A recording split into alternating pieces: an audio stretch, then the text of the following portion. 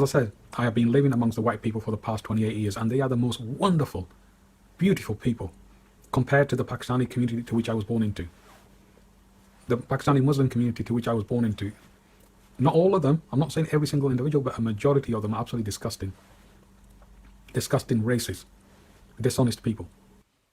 This is your animal instinct. Yet the British white people are a tolerant people. They got patience. They are civilized. I've known so many individual people who could be labelled as Muslims. They're some of the nicest people I've known. And I'm not such a bad judge of character. Can't recall ever being wronged by any of the associations I've made in my life with Muslims. Never. People I used to do business with who were Muslim, Pakistani guys in Rochdale, as to where I used to do stuff with computers for them. So it was back in the day when you had 56k modems and the like, and those things could be a bit tricky to install if you were a novice. So I was in a lot of cases around here, the guy who first got people onto the internet. So they always remember that.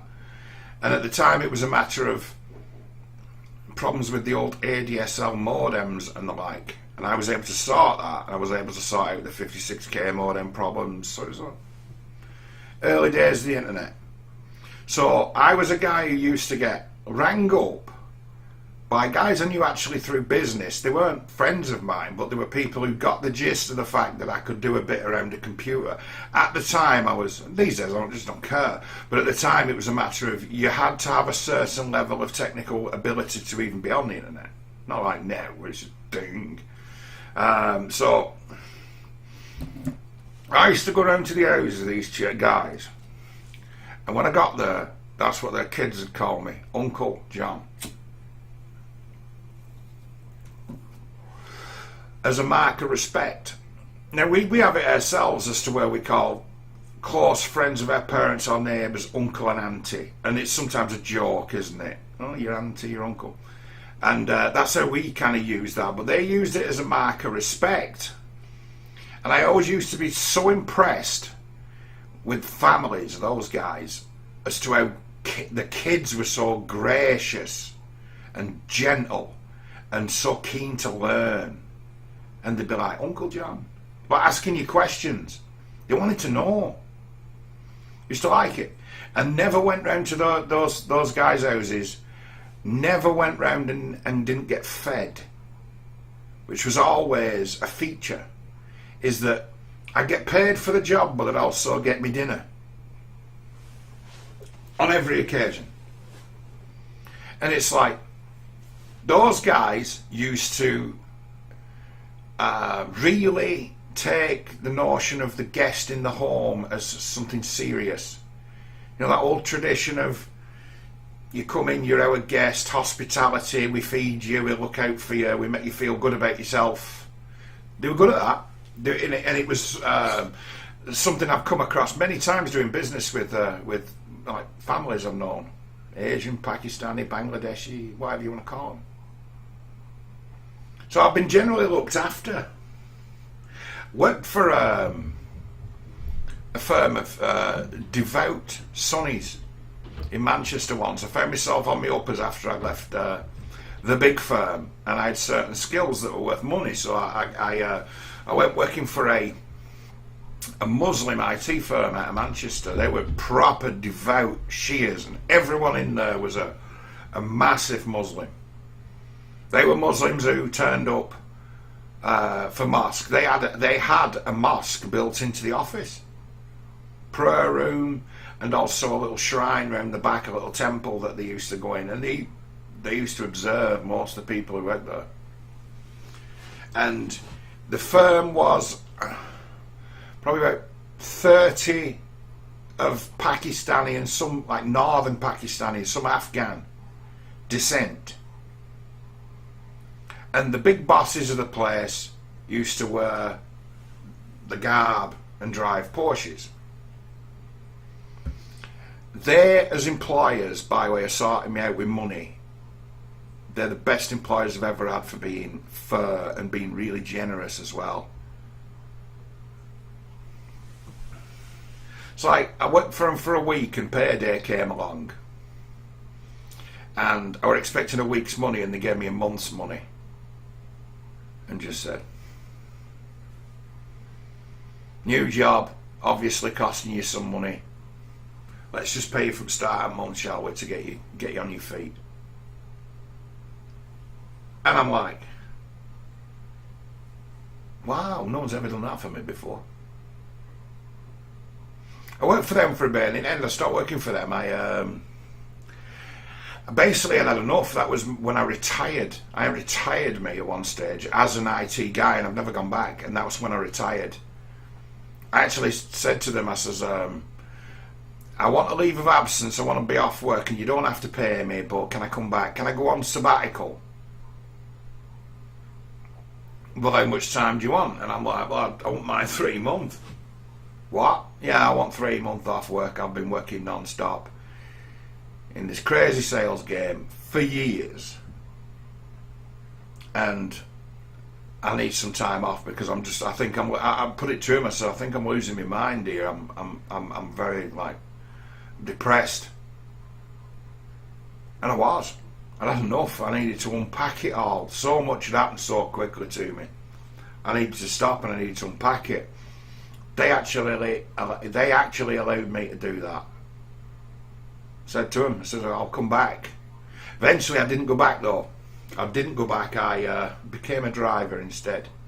But they were willing to do that. They were totally grateful for all I did for them as well, because I enhanced the firm by then, because I was there. It gave them the ability to get like the authority they needed to sell Microsoft licensing, which was my specialist product anyway.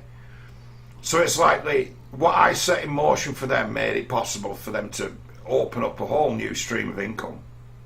So they were grateful for that. So they didn't give me any bad time when I said to them, well, I've decided I'm going to retire from the world of IT sales. They wished me all the luck in the world. They were like, hey, thanks, you brought a lot of know-how with you at an important time for us, so thanks for helping us develop our business. That was their attitude to me. So I'm like, as strange in their ways as they may have appeared to me, you know, as the outsider looking in, as to where you go working at a place and you get there and it's like, there's only like 4 of us who work here who aren't Pakistanis. Real varied bunch of people, but I liked them all. They were all sound. Everyone who worked there was sound. There wasn't a single person there that was a drama queen or full of shit or anything similar to that. But they were so diverse, but generally so civil. I was treated really well by those people. And we recognised between each other that you guys are all Sunnis and devout, and I'm something of an atheist, but a practical man. Everyone got on well there. It's like there were no trouble there. And when notions came up of the idea of like terrorists and the like, it's like they'd be looking at you and they'd be like, you off your head, in a Manchester accent. I used to have this lady called Roanna, who used to sit behind me, and she used to like listen to me all day, because she didn't have much to do. She just took the odd incoming call and slapped the odd order on. She wasn't expected to earn a lot. She was just someone who took in just orders from the public and stuff. But I was someone who was digging for business to business, so I'm a busier guy. And she used to just sit there listening to me all day, and she'd be just constantly like mothering me. You all right? Yeah. And she'd be alright. She was just dead calm, laid back. Liked to laugh. You couldn't get a rise out of her. She was pretty much untriggerable. Most of them were. The only person there who was a bit crazy was called Kazia. He was called Kazia. But he was from Aki. He was from Accrington. So he talked like that. So you've got one who's like hyperactive and mouthy. But he's from Accrington, so he sounds hilarious. And he had such a right gentle sense of humour about him, and a big gangly bloke, and full of beans all the time. Gym guy. So he was like a muscle-bound, like outgoing child. He was fun to work with, Kessa. You know, he was such an innocent about him, but a real sense of what was right and wrong. You know, he actually became a copper in Kessa. He got me to help him fill his application forms in. At work. He became a copper. And it's like, don't know quite how that would stack up, but he was ever so friendly with people. So it might be a matter of that as to straight up friendly. And so there was another lad who was from Accrington as well, a Pakistani guy who was a good cricketer. And I used to be in a cricketer at the time myself, a big fan, play a bit. And he used to sit about as far away in the office as we could be. And it'd be about once every week or so, I'd feel one of them rubber balls just go bouncing off the back of my head. And he bullseyed me from other side of office, like about 20 yards. Hit me with something approaching 50 mile an hour on back of head, but it's only a rubber ball, so it just makes you go, ooh. And he'd be like that. You know, nice lad, dead aggressive in everything he did, but he was always like that. So it's like, oh, he's a cool guy. They were nice people to work with. I haven't got any complaints about anybody who I worked with who were at that place. Old guy came on that shift. He must have been about 60. Again, Pakistani guy. We were a gang of rogues. This quiet old fella comes along. And it's like, well, he don't do as much work as we do, but he's very methodical, so he'll fit in, he'll do it. You know, he's not a shirker. He's not going to make us all look better out. But he were very quietly spoken, and we were a boisterous gang, but he used to sit there and he used to listen to us. And we didn't include him because he didn't talk too much, but he was generally nice, and he was always smiling, and we always made him laugh and all that, so he joined in the crack with us. But his English wasn't that great. And he turned up one night, right, with a bag of like chicken pakora his wife had made. There was enough to feed everyone. Dinner or snacks and everything for that entire shift. And you can weigh it up as to say, oh, he's kind of bribed you there, hasn't he? And it's like, no, I think in his world, I think that was an act of love. He was showing us that he appreciated us, and that he'd gone home and he'd told the stories, and his wife had made the effort to make us all something to eat because we sounded like we were a decent bunch. Because if you think about it, he were a lad who was, he again was a very family orientated guy, few kids, has the wife at home. He's having to work nights to bring a wage home, so he comes home and she says, oh, is it going okay at work? And she says, well, they seem like a decent set of lads. And understanding that an act of kindness is like something that could knock us back, because we're not them sort of people. We're not openly generous, loving sort of people who would make everyone their dinner for them and think of it as its own reward. Which is a thing. Nah, we weren't those kind of people. So he turned up and his wife had cooked for us, and it was brilliant, and it was like, hey, good on you. Well, hey, thank you. But this thing we've got, it's since 9/11 this. And I've been around a long time now. Since 9/11 this Muslim thing. Yeah? It's since 9/11. So all these relationships, bar the ones at Microdirect, were all formed before 9/11, when there was no issue that was on our doorstep or had taken centre global stage about the notion of the Islamic extremist. It was always something that was going on in a different fucking country on the other side of the world. It was a war in the distance that none of us really understood and didn't particularly want to be involved in. That's what it was. And then after 9/11 was such a massive deal, it then became something that was on our fucking doorsteps. And the Muslim people I know who live in this country, the real people, the actual people, the ones who, you know, live normal lives, they did not ask for any of it. None of it. They've had it foisted upon them, and they don't like it. And they're fucking sick of it. And those who've been raised steeped in it, oh, it's cruel as fuck. It's not on them. And the people who came before, who were around before, right, shouldn't be on them either. They didn't do it. But the thing is with the old fucking clunky words, Islamic extremism, well, the world's full of Muslims.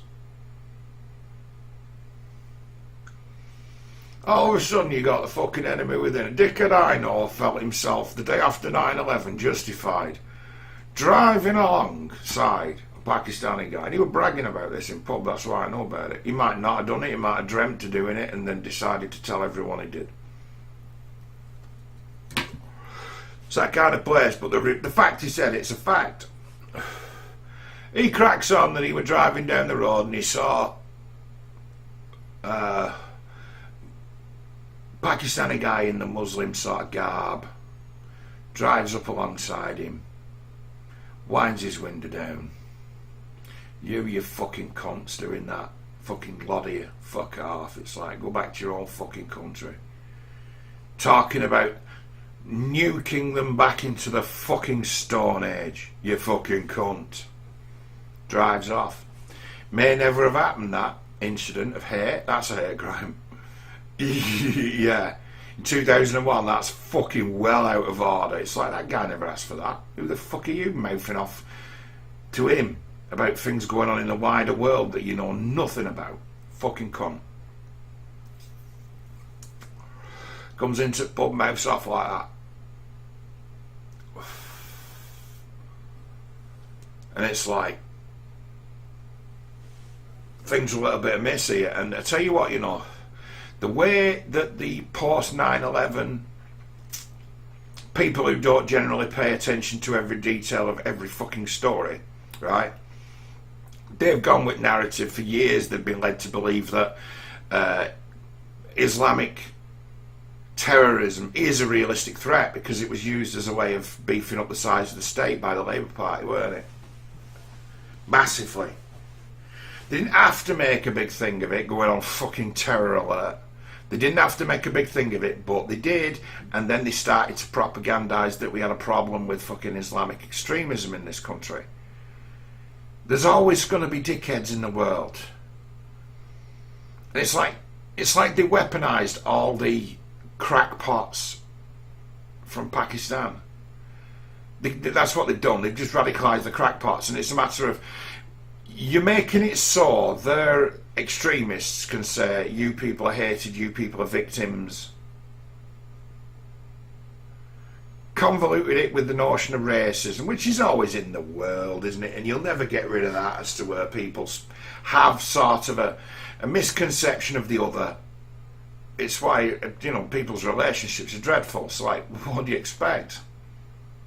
They can't maintain personal relationships that have got any meaning. How the fuck are they supposed to be able to quantify a group of individuals?